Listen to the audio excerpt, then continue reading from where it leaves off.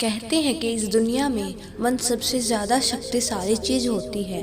लेकिन अगर ये सत्य है तो जो हम मन में चाहते हैं वो सब पूरा क्यों नहीं होता।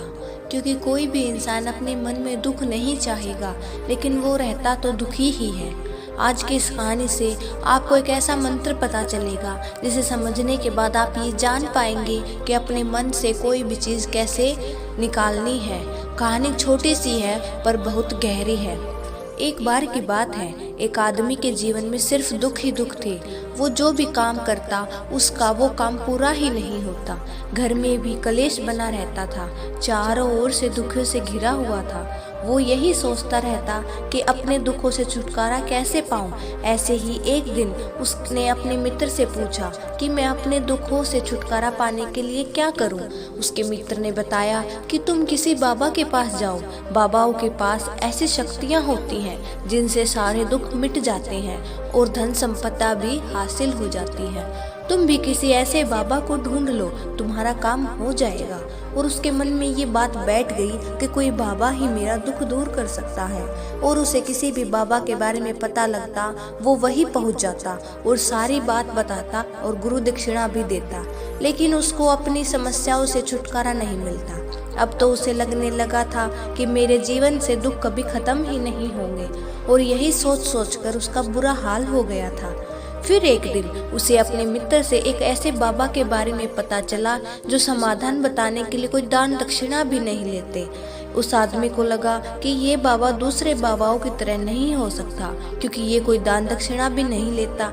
और यही सोचकर वो उस बाबा के पास पहुंच जाता है। जब बाबा उसका उतरा हुआ चेहरा और आंखों के नीचे काले घेरे देखते हैं तो समझ गए कि ये आदमी अपने जीवन से कितना परेशान है। बाबा ने पूछा कि बच्चा, क्या चाहते हो? बाबा के पास क्या लेने आए हो? उस आदमी ने कहा, बाबा मैं अपने जीवन से बहुत परेशान हूँ। मेरे जीवन में बहुत दुख है और उसका कोई निवारण भी मुझे नहीं मिल रहा। मैंने आपके बारे में बहुत सुना है बाबा, और मैं बहुत उम्मीद के साथ आपके पास आया हूँ। कृपया करके मुझे कोई ऐसा मार्ग बताइए जिससे मुझे इन दुखों से छुटकारा मिल जाए। मैं कुछ भी करने के लिए तैयार हूँ, चाहे रास्ता कितना भी कठिन क्यों ना हो, मैं उसे पार करके रहूँगा। बाबा ने महसूस किया कि आदमी तो बहुत परेशान है। बाबा ने उसकी तरफ देखकर कहा, बच्चा, मंत्र ऐसे ही नहीं मिलते, उनके लिए बहुत कुछ करना पड़ता है। क्या तुम वो सब कर सकते हो?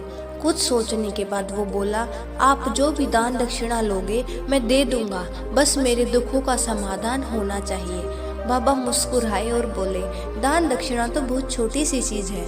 मैं जो तुमसे करवाने वाला हूँ वो बहुत कठिन मंत्र है, उसे पूरा कर पाओगे?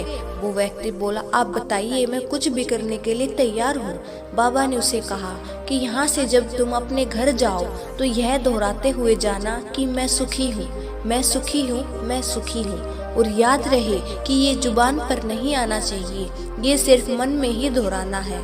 ये कहकर और सुनकर वो बोला, बाबा बस इतनी सी बात, ये तो मैं यूं कर लूँगा, लेकिन इससे होगा क्या? बाबा बोले, इस मंत्र को करके देखो। वो बोला, ठीक है बाबा, मैं ये कर लूँगा। और जैसे ही वो उठकर जाने लगा तभी पीछे से बाबा ने बोला कि बच्चा, एक बात याद रखना कि जब ये मंत्र तुम अपने मन में दोहराओ तो तुम्हारे मन में बंदर के विचार नहीं आने चाहिए, बंदर का ख्याल भी नहीं आना चाहिए, तो ही ये मंत्र सिद्ध होगा। आदमी बोला, मुझे तो आज तक बंदर का कोई विचार नहीं आया, तो अब क्यों आएगा? आप चिंता मत कीजिए बाबा, मैं बस मन में यही दोहराऊंगा कि मैं सुखी हूँ, मैं सुखी हूँ। ये कहकर वो आदमी वहाँ से चला गया और अपने मन में वो मंत्र दोहराता हुआ थोड़ी दूर ही चला था कि उसके मन में अचानक कहीं से बंदर का ख्याल आ गया। फिर उस आदमी ने सोचा कि आज तक तो मुझे बंदर का कोई ख्याल नहीं आया, तो फिर आज बंदर का विचार क्यों आ गया?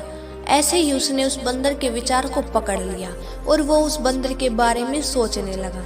थोड़ी देर बाद उसे होश आया तो फिर वही मंत्र उच्चारण करने लगा कि मैं सुखी हूँ, मैं सुखी हूँ। लेकिन अचानक उसे सामने एक बंदर दिखाई दिया और वो फिर से बंदर के बारे में सोचने लगा। ऐसे ही करते करते वो घर पहुँच गया और घर जाकर अपनी पत्नी को बोला कि हे बंदरिया, मुझे खाने में बंदर परोस दो। और जब उसे एहसास हुआ कि उसने क्या बोल दिया तो वो दीवार पर अपना सिर पीटने लगा और सोचने लगा कि आज तक तो मुझे कभी बंदर का ख्याल नहीं आया और आज हर जगह मुझे बंदर ही बंदर दिखाई दे रहे हैं। ये कैसी माया है। और यही सोच सोचकर वो इंसान रात भर सो नहीं पाया और सुबह उठकर सीधा उसी बाबा के पास पहुंच गया और उसके चरणों में गिरकर बोला कि बाबा, पता नहीं क्या चमत्कार हो रहा है, आज तक मुझे कोई बंदर का विचार नहीं आया, लेकिन जब से आपने मुझे बोला है कि बंदर का विचार नहीं आना चाहिए तब से मुझे चारों ओर बंदर ही बंदर दिखाई दे रहे हैं और अभी भी मुझे आपके पीछे बैठा पेड़ पर बंदर केले खाता दिखाई दे रहा है। ये क्या हो रहा है बाबा। यह सुनकर बाबा हंसने लगे और बोले, बच्चा, मन का ऐसा जाल है जिसे समझ पाना इतना आसान नहीं है। बंदर तो तुम्हारे रास्ते में पहले भी आते थे और कल भी ये बंदर यहीं पेड़ों पर खेल रहे थे, लेकिन तब तुम्हारे ध्यान में ये बंदर नहीं था, तब सिर्फ तुम्हारे दुख थे। उस बाबा ने उसे बताया कि बच्चा, जिस चीज़ से हम दूर भागना चाहते हैं वही चीज़ हमारे मन में बहुत गहरे से प्रवेश हो जाती है।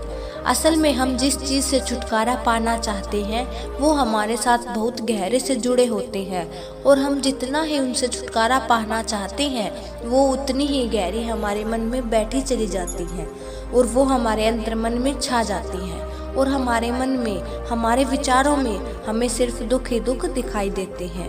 अपनी जुबान से बार बार ये बोलकर कि मैं सुखी हूँ, सिर्फ यही बोलकर हम सुखी नहीं हो सकते।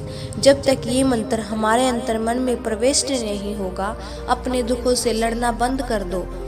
जब तक तुम अपने दुखों से दूर करने के बारे में सोचते रहोगे तब तक वो दुख तुम्हारे अंतर मन पर और अपना राज जमाए जाएंगे।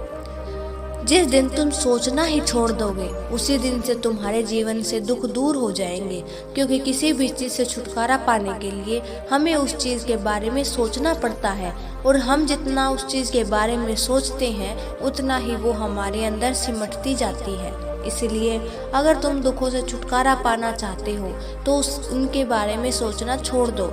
हमें उस चीज़ से लड़ना नहीं है बल्कि बिना सोचे उसे गुजार देना है।